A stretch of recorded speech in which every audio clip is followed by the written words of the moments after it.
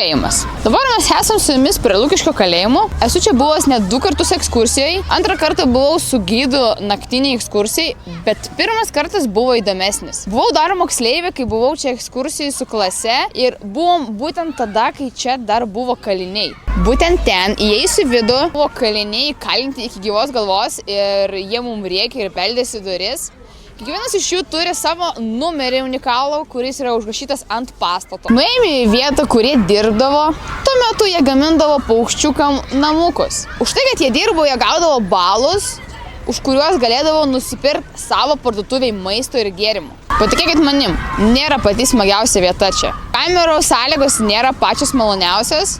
Ir ačiū Dievui, kad dabar jau nebėra kalinių. Jie buvo visi perkelti į Pravieniškes.